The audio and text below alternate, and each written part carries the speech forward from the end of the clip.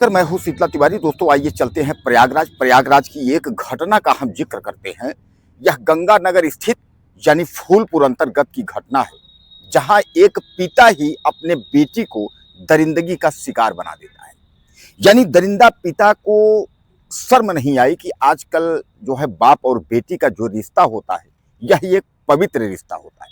लेकिन दोस्तों अब आप समझ लीजिए कि अब जब यह रिश्ता कलंकित हो गया, यानी बाप बेटी का रिश्ता अगर कलंक हो गया, तो आप समझ लीजिए कि अब दुनिया में जो भी रिश्ते हैं वह फिर किसी काम के नहीं है। यानी बाप बेटी और माँ बेटा यानी भाई बहन, इस तरीके के रिश्ते अगर जब कलंकित होने लगे तो अब इस देश का क्या होगा।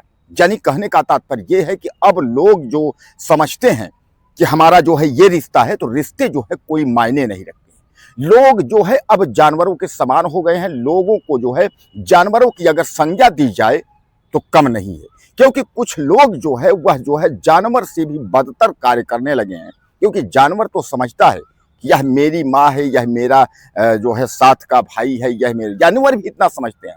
लेकिन मनुष्य जो है वह जानवरों से भी बदतर हो गया है। बहरहाल घटना पे हम आते हैं। यह घटना जो है प्रयागराज के गंगानगर यानी गंगा पार के फूलपुर अंतर्गत एक गांव की है, जहां एक शराबी और सौतेला पिता जो है वह अपनी बेटी के साथ जो है दुष्कर्म करता है। बेटी के साथ दुष्कर्म क्यों करता है? उसकी पत्नी की जो है वो मौत हो जाती है, तो वह दूसरी शादी करता है। दूसरी शादी करने के बाद जो है 2 साल बाद जो है जो दूसरी शादी करता है उस पत्नी की भी मौत हो जाती है। तब वह जो है अपनी जो बेटी, वो 19 वर्षीय जो उसकी लड़की है, तो उसको जो है फिर वो शिकार बनाता है।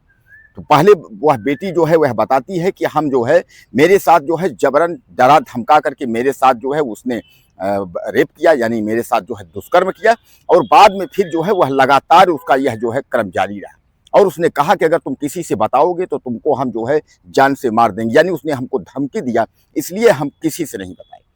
लड़की ने इतना गंभीर आरोप लगाया। उसने यह भी कहा कि इसने कई बार जो है गर्भपात की जो है मुझे दवा खिलाई, मेरा गर्भ गिरवाया, और इस बार भी जब मैं प्रेग्नेंट हुई तो फिर इसने जो है हमें दवा खिलाने की सलाह दी और दवा खिलाई। तो लड़की जो है वह भाग करके उसके बाद चित्रकूट अंतर्गत अपनी एक सहेली के घर जाती है, जहां वह जो है मृत बच्चे को जन्म देती है। यानी जो बच्चे को जन्म देती है वह जो है मृत होता है। उस मृत बच्चे को लेकर के वह चित्रकूट के मऊ थाने जब पहुंच जाती है, तो वहां जब मऊ थाने जाती है तो पुलिसकर्मी जब देखते हैं तो चौंक जाते हैं।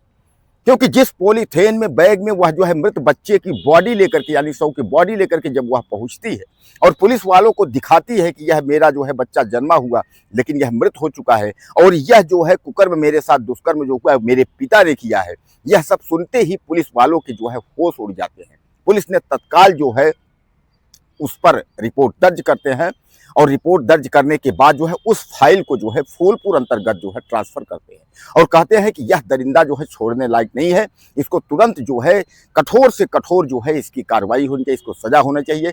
अब वह जो है डीएनए के तहत जो है उसकी जांच की जाएगी कि जो मृत बच्चा है वह पिता का है या किसी और का है। इसके तहत जो है उसकी पहले असलियत क्लियर खोजी जाएगी, और उसके बाद जो है उसका जो दरिंदा जो बाप है उसको जो है गंभीर धाराओं में उसको जेल भेजा जाएगा। यानी कहने का तात्पर्य यह है कि आजकल का जो युग है वह दोस्तों किसी का भरोसा लायक नहीं है। कोई भरोसे पर अगर बात करे कि हम आपके साथ हैं, ये हैं, यह रिश्ता है, ऐसा कुछ भी नहीं है। जब अगर बाप बेटी का ही रिश्ता अगर कलंकित हो सकता है तो आप समझ सकते हैं कि रिश्तों में आजकल जो है क्या है।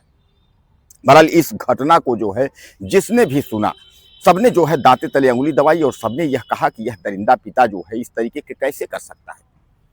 यानी अगर जो है 2-2 पत्नियां जो है अगर वह एक्सपायर हो जाती हैं, यानी पहले उसकी सगी माँ एक्सपायर हुई, उसके बाद दोबारा जब शादी हुआ वह भी जो है उसकी बीवी एक्सपायर हुई, तो वह जो है अपनी गलत जो है निगाह अपनी जो है बेटी पर रखने लगा। और उस समय हालांकि नाबालिग बेटी थी, नाबालिग बेटी के साथ ही जो है वह दुष्कर्म करना शुरू किया, और बाद में जो है कई बार उसका अवार्सन करवाया, यानी उसको जो है गर्भपात की दवा खिलाता रहा। और बाद में जो है अंततः जो है वह लड़की घर से भाग निकली और अपने सहेली के यहाँ जाकर के उसने शरण ली, और सहेली को उसने सारी बात बताई।